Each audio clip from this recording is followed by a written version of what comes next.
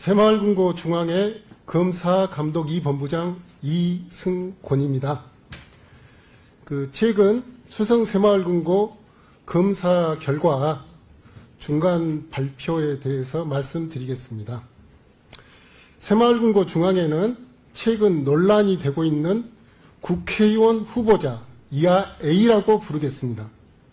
후보자 관련해서 주택담보 개인사업자 대출에 대한 사실관계를 조기에 규명하여 불필요한 오해를 해소하기 위해 금융감독원의 검사 지원을 4월 3일부터 받아 대구 수성 새마을금고에 대한 현장 검사를 4월 1일부터 실시하고 있습니다.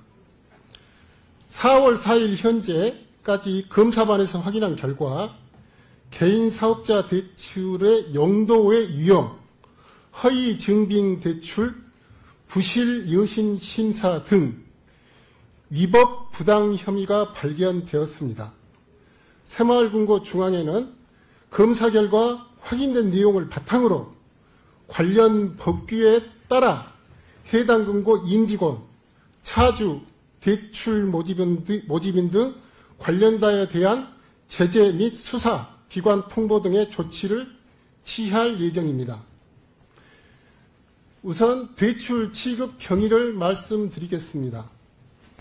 2020년 11월 6일 A의 배우자 B는 모 대부 업체로부터 5.8억 원을 대출받아 동자금을 활용하여 A와 공동으로 서초구 소재 아파트를 31.25억 원에 매입하였습니다. B가 대부업체 대출을 받은 이유는 당시 투기지역 등에 대한 대출 규제로 금융기관 대출이 제한되어 아파트 매입자금의 일부를 조달하기 위한 것으로 추정됩니다. 이후 약 5개월 후인 2021년 4월 7일에 자녀 C, 당시 대학생이었습니다. 자녀 C는 부모 A, B 공동 소유 서초구 아파트를 담보로 대구 수성 새마을금고로부터 사업자 기업 운전자금 대출 11억 원을 받았습니다.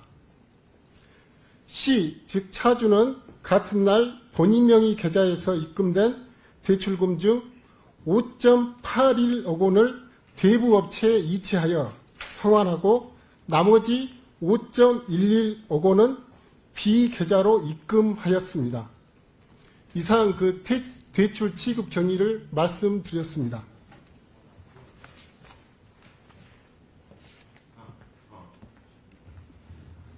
다음으로 금융감독원 중소금융검사 2국 이호진 국장님의 발표가 있겠습니다.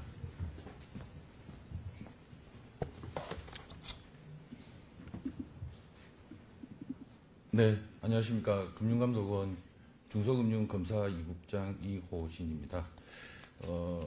본부장님에 이어서 두 번째 검사에서 확인된 위법 부당 행위에 대해서 말씀드리겠습니다. 먼저 용도 외 유용입니다. 개인사업자 대출은 해당 사업 용도로만 사용하는 조건으로 취급이 되어야 합니다. 그런데 C, 즉 차주는 21년 4월 7일 본인 계좌에 입금된 대출금을 사업 용도로 사용하지 않고 부모의 주택담보대출 상환 등을 위해 일부를 대부업체에 이체하고 남은 금액은 B의 계좌, 모의 계좌로 입금을 한 사실이 있습니다. 그리고 이 과정에서 이후에 허위 증빙 제출이 있었는데요. 차주가 21년 7월 9일 새마을금고에 제출한 제품거래 명세표 5개 업체 7건이 대부분 허위인 것으로 판명이 되었습니다. 확실하게 허위로 밝혀진 것은 먼저 사업자 등록번호가 홈택스상 확인이 안 되는 2개 업체 3건, 그리고 대출이 일어나기 이전에 폐업한 1개 업체 1건입니다. 그리고 표상에 업종하고 상이한 경우 1개 업체 1건, 그리고 거래 명세표에 기재된 차주의 주소지가 차주의 사업 등록상 주소지와 일치하지 않는 경우 등이 확인되었습니다. 다음 페이지입니다. 여신심사 소홀입니다.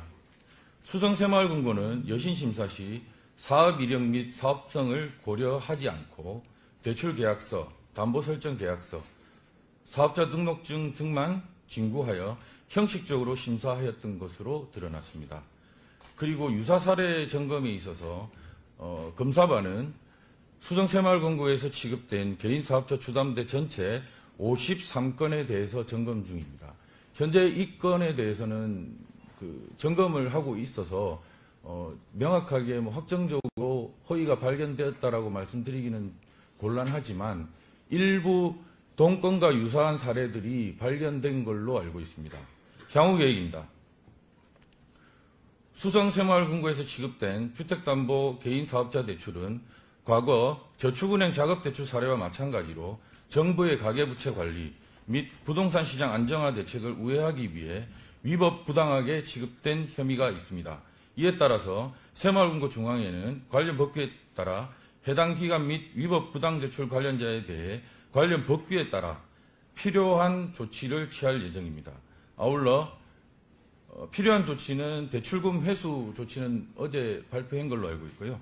그리고 제재 조치, 그리고 사문서 위조 혐의와 같은 혐의에 대해서 수사기관 통보, 그리고 아울러 새마을금고 중앙회는 향후 이러한 사례가 재발되지 않도록 제도 개선 등 필요한 조치를 취할 예정입니다. 이상입니다. 감사합니다.